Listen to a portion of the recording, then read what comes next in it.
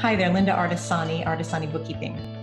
Today's post and accompanying blog are all about the differences between accrual-based accounting and cash basis. For the most part, I usually keep a client's records in accrual basis because I think it gives them a real-time vibe on how their business is doing. It's truly what accounting is. You see how much your sales are by counting the invoices, seeing how much you really earn because you're billing out, and then looking at the numbers at the year end. I will get the tax return from the client and see how their books are processed, and typically, for the most part, they're processed on a cash basis. And then I just change the reporting to cash basis so that we can give that to the accountant at tax time. At tax time, you usually select cash basis. I did for my own firm because I don't want to pay taxes on money that I haven't earned yet. So if I bill a client on December 31st, 2019 for $1,000 and they pay me on January 15th, 2020, that $1,000, I'm not taxed on that $1,000 until 2020 because that's when I received the money. That's when the payment was received. However, if you're doing accrual-based books, you're taxed on that $1,000 at the invoice time. So that's the difference between the invoices when you're looking at recognizing revenue with cash basis versus accrual. On the flip side, it's also the same with the expense side. So bills, if you're accrual-based, the date of the bill is the date that you recognize the expense. But if you are a cash base, you're going to recognize the expense at the time of the payment.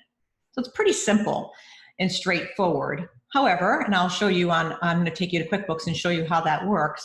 But also the tax professional, if you're doing cash-based books, there's an entry that has to be made, or even in the accounting, you'll see when I flip the switch in QuickBooks, the revenue change happens, and if you don't, there's usually a transaction that's going to happen to clear off the accounts receivable and accounts payable because it exists, but you have to get it off because it's not recognized, and then it's reversed in the next year so that you show your accounts receivable and accounts payable because those people you still owe the bills and your customers still owe you.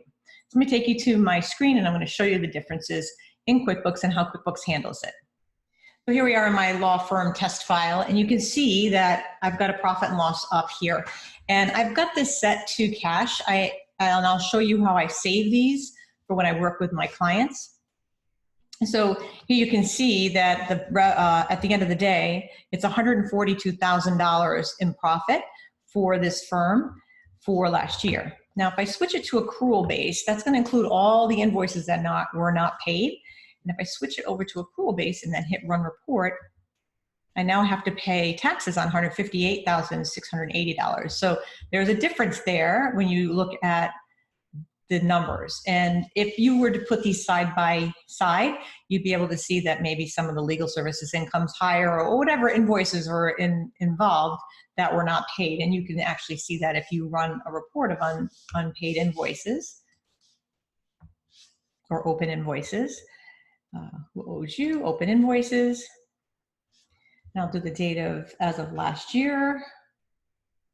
And this is going to give you a guide to all the invoices that were not included that are going to total up to the difference between what I would have to pay in taxes if I'm accrual based versus what I'm paying cash basis. Same thing if you run an unpaid bills report. One of the things that does pop up when you run a profit and loss on your records, and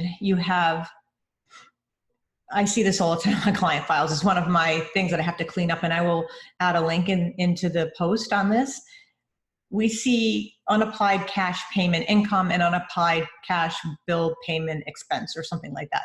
Those two terms are generally there because somebody will create an invoice, date it 12/1, but then they'll create a payment, which may be a prepayment. And obviously, if you're doing law firm accounting, you want to make sure that prepayment is a retainer and handled properly in the books. But for any other firm, they receive the payment. If they date the payment 11/30, but the invoice is dated 12/1, it causes this transaction because how can somebody pay an invoice before the invoice is created?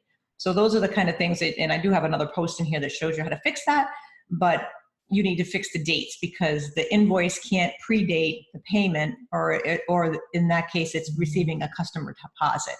So that's the video for this week. It's kind of short, but short and sweet and to the point.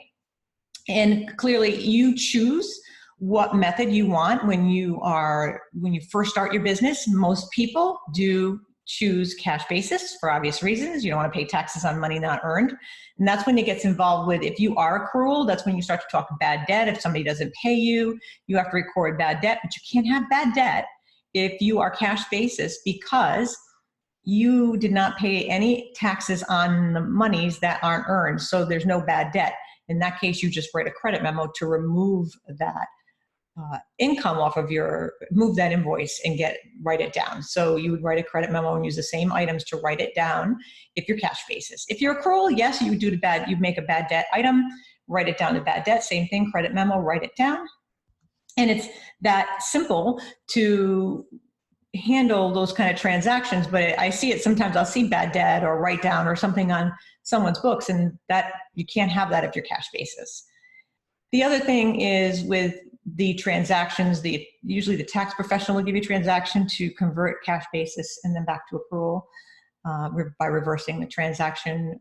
Those are good transactions to have if you had a lot of AR at the end of the year and you need to write it off for tax purposes. So again, if you have any questions, comments, again, short video this week, but if you have any questions, comments, need to reach out, please join our Facebook group. It's QB Community Live. I'd love to have you in the group. We answer questions all the time. And if it's not us as the admins, other people will answer. We have a great group of mastermind people. So it's a wonderful place to be. And if you need any help professionally and you need help on your books and you're a law firm, you want to reach out, feel free to reach out to me directly.